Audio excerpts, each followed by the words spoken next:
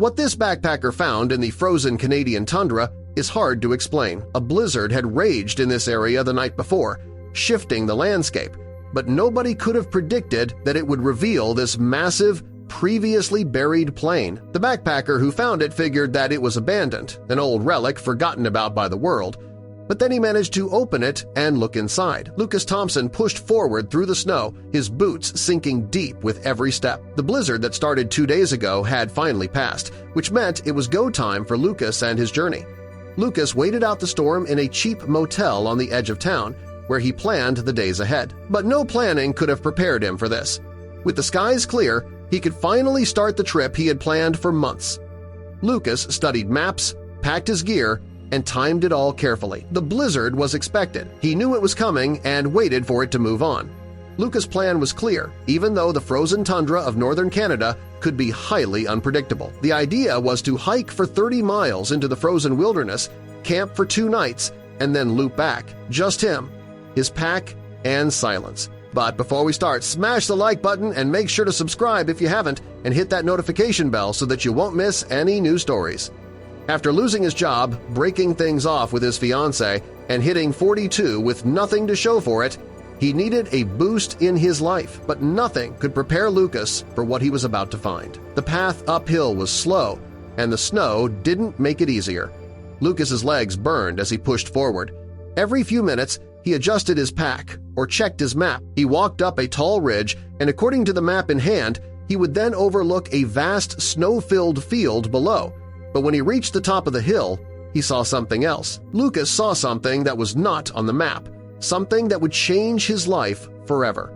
There was indeed a large open landscape below him, filled with a thick layer of snow, but right in the center of it, something stuck out from the white fluff. Lucas stopped and squinted at it. The object was at least 100 meters away from him. Lucas could see it was large, and the object's color in the white, snowy surroundings stuck out like a sore thumb. At first glance, it looked like a rock, but something about it felt off. The object was too smooth and unnaturally formed to be made by nature. Lucas walked toward it slowly, and when he got within throwing distance, he instantly saw what he was looking at. This, indeed, was no rock or frozen tree trunk. It was made of metal and had side panels with lettering on them. That's a plane! The aircraft was still mostly covered by snow, and it must have been hidden underneath this thick coat of white powder for a while, Lucas deduced, since the frostbite on the metal parts was severe. But that was about to change. Lucas's interest was piqued, so he stuck around to dig out the plane. Lucas wanted to discover what other mysteries were buried beneath the snow, so he grabbed a multi-tool from his backpack, which was a clever little device. The multi-tool was the first item Lucas bought for his journey, since it could be transformed into multiple other instruments, including a blunk. Lucas started with the outline to get some sense of the size of the plane. The aircraft stretched longer than he expected. "What a bizarre find," he whispered as he gazed upon the large frozen vessel. Lucas was very aware of the uniqueness of his discovery and took his time to take everything in. After 2 hours, Lucas's work cleared most of the plane, but it was still buried deep at its base. It was foolish of him to expand this much energy on it since he needed every bit to stay alive in the biting cold. Lucas knew he should have set up camp before sundown, but sleep was hard to find, not because of the cold, but because of what might be hidden in the plane. The only entryway was a passenger door by the wing, frozen shut from years of ice. Lucas kept staring at it, willing it to open. He'd come here seeking adventure, ready to handle whatever he found, and now the harsh Canadian wilderness had placed this wreck in his path. The frozen handle refused to budge, but Lucas was no longer just curious, he was determined. Dropping his backpack, he took out matches, a flint, a thermal blanket, and his multi-tool. If he could thaw the door, he might get inside. The risk was real, wasting precious supplies in this cold, but he decided it was worth it. He searched a cluster of small trees for dry wood and tinder. With only dry socks and torn paper for kindling, he chopped down the thinnest tree he could find, then piled branches, kindling, and fabric scraps near the door. Striking the flint, he coaxed a spark into flame, shielding it from the wind until it grew. The fire's warmth spread across the door's frame, melting ice and sending up steam. As daylight faded, Lucas decided to camp beside the plane, letting the fire work through the night. The wreck would shield him from the wind, and the heat might free the door completely. In the morning, he gripped the handle pulled hard, and at last the door creaked open. He ducked inside with his flashlight. Torn seats, dust-covered panels, and frost coated every surface. Personal items lay scattered: an old backpack, a broken headset, a notebook with curled pages. The plane had been here for years, but how it ended up in this remote spot was a mystery. Lucas searched for any documentation but found only rusted metal, torn fabric, and frostbitten plastic. Then he heard a faint tapping. He froze. It was too steady to be the wind, like fingernails on metal. Cautiously, he moved deeper into the cabin, his beam sweeping the walls. The tapping came again, closer this time, then turned into a low creak. The air felt heavier, and unease prickled his skin. A soft, dragging sound followed, like cloth sliding over a hard surface. Lucas turned sharply, scanning the cabin. Sweat gathered under his layers despite the cold. He told himself it was just the wind, but the sound persisted. He began to retreat, but his heel caught on something, and he stumbled, crashing to the floor. His flashlight spun away, coming to rest on its side. Pain shot through his arm as he sat up, reaching for the light. His hand brushed against something cold and metallic. He looked over and saw it, an old lever, tucked beside the floor panel. His fall had jarred it loose, and something behind him groaned in response. A low hiss sounded behind him, followed by a soft thud. Lucas turned quickly. A panel at the back of the cabin, a wall he assumed was solid, had shifted open, and a narrow illuminated crack now showed behind it. Lucas crawled forward, heart pounding. "It's a doorway!" "Hello," Lucas called out again, louder this time. "Is someone there?" His voice echoed down the narrow passage behind the new door. He waited, listening. At first, there was no response. Then, from inside the darkness, something shifted, followed by the sound of slow, cautious footsteps.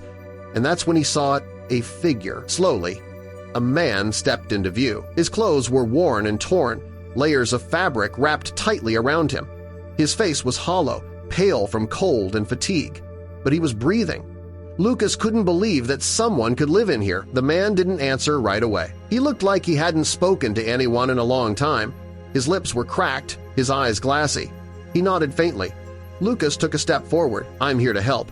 I didn't know anyone was still inside." The man leaned against the doorframe, clearly weak. His beard was overgrown, his fingers trembling. "You're real?" he whispered hoarsely. Lucas swallowed hard and nodded. "Yeah, I'm real. I found the plane. I lit a fire and managed to melt the ice on the doorway. We need to get you warm." The man's eyes welled up. "I thought I was dreaming."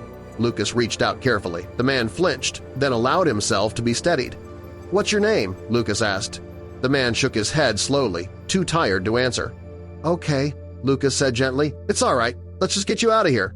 He wrapped an arm around the stranger's shoulder and guided him forward.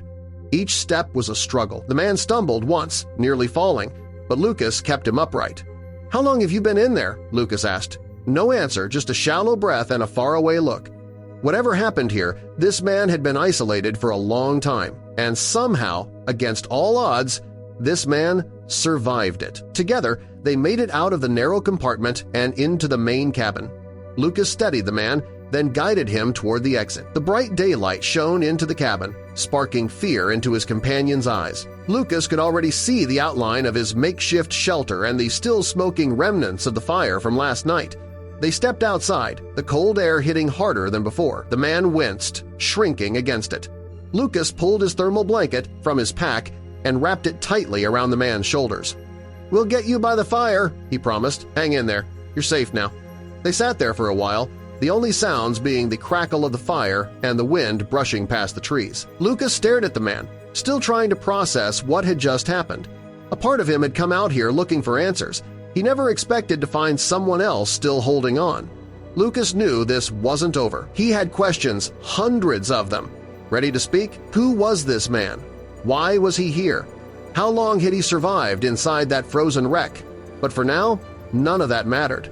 What mattered was that he was alive, and somehow Lucas had been the one to find him.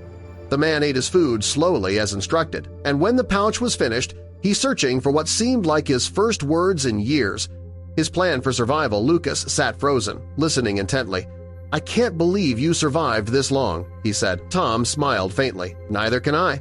The emergency cabin behind the wall was better insulated, so I sealed it off and rationed out the plane's canned food supply the best I could. I ate sparingly and slept when the temperature allowed it, but after a while, I started realizing this was my tomb. Lucas stared into the fire, his thoughts racing. "You stayed alive alone in that darkness for years?" Tom nodded. "The snow compounded on top of me, freezing every exit shut. I heard rescue teams come by during the months, but the snowpack muffled everything. After a while, I stopped trying to call out for help, knowing nobody saw or heard me. I needed to save my strength. An unexpected rescue. But then," Tom added, voice cracking, "you showed up, just like that. A fire, a light. I thought I was hallucinating, but you were real." Lucas shook his head in disbelief. Examining his vitals, at the hospital, Tom was stabilized, warmed, and examined. Aside from malnourishment and frostbite scars, he was in surprisingly good shape, but the most emotional moment came later that night when his family walked into the room. Gasps, sobs, hugs that wouldn't let go. Tom was no longer lost. After 4 frozen years, he was finally, unbelievably, home again. Lucas stood nearby, watching the reunion unfold with quiet pride. He came into the wilderness, hoping to find himself. Instead, he found Tom, a man who had fought to stay alive through impossible odds. The snow had taken so much, but in this strange twist of fate, it also gave something back. Lucas smiled softly. For the first time in years, he felt alive too.